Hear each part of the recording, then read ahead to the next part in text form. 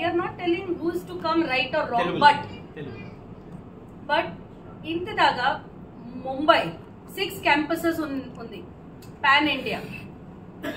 No political interference, no unionism, no groupism, no racialism, nothing. It's only on merit and academics. Appudu in the band vaste we are worried, why is this happening in one campus? It's right or wrong or ella message vachindo, I don't know. But why they మేము ఉన్నాం కదా, రాత్రి 12 o'clock కూడా ఇక్కడ నుంచి మన students మాకు phone చేస్తారు, మాకు వాటర్ చెప్పలేదు, మాకు ఫ్రూట్ కావాలి, బ్రేక్ఫాస్ట్ లో ఫ్రూట్ లేదు నాకు, అదన్నీ కూడా ప్రో వైస్ ఛాన్సలర్ కి ఫోన్ చేసి మెసేజ్ పంపిస్తారు, ఫోన్ చేస్తారు. మళ్ళీ ఇలా ఉంటే మాకెందుకు చెప్పలేదు? మా అక్కడ సీనియర్స్ ఉన్నారు, మా వీసీ గారు ఉన్నారు, మా ఛాన్సలర్ గారు ఉన్నారు, అన్ని పెద్ద పెద్ద లెటర్స్ రాస్తారు, నా అటెండెన్స్ కమ్మి అయింది, ఇక్కడ రూల్స్ సరిగా ఫాలో చేయట్లేదు, మాకు అన్యాయం జరుగుతుంది, అదన్ని పెద్ద పెద్ద లెటర్స్ రాస్తారు.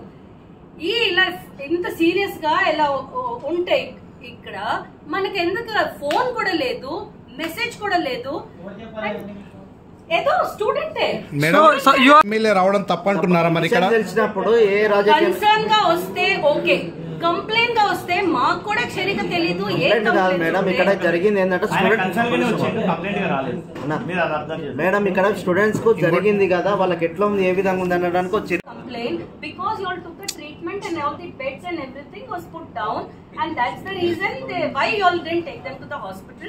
Why did you take the treatment in your hand if it is not serious? Can I answer that? Let me answer it. Let me try to answer your question.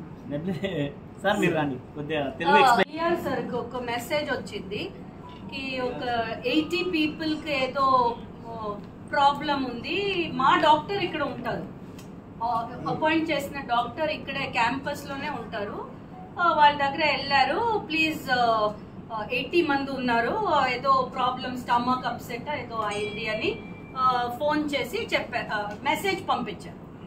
Message పంపిస్తే sir వెళ్ళి ఆ doctor దగ్గర చూశారు, only 3-4 people అక్కడ ఉన్నారు. So he thought that others are in the hostel or somewhere. మళ్ళీ phone చేసి కనుక్కున్నారు ఎక్కడ ఉన్నారు, బాకీ మంది ఎక్కడ ఉన్నారు అని. 80 మంది చెప్పారు కదా, ఇక్కడ 4 పీపులే ఉన్నారు, ఎక్కడ ఉన్నారు? So they said no, they are there, we are all here.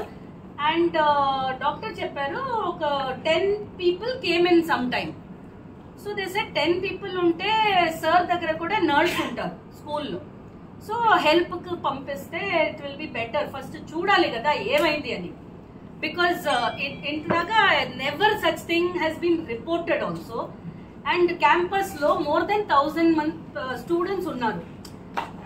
30 people కు 50 పీపుల్ కు 1000 పీపుల్ కు ఒకే మెస్ లే కదా కుక్ చేస్తారు. So we thought first let us find out what has happened. Okay, first and foremost, all the students that were affected, all of them, we took them to the hospital. Even whatever is being reported, we are taking them to the hospital. And every one of it is okay. Should we help? They may be under observation because they were asked not to eat any food because they have been medicated, right? So if you eat, we need to be in observation. Second, what do we do now? This incident has happened.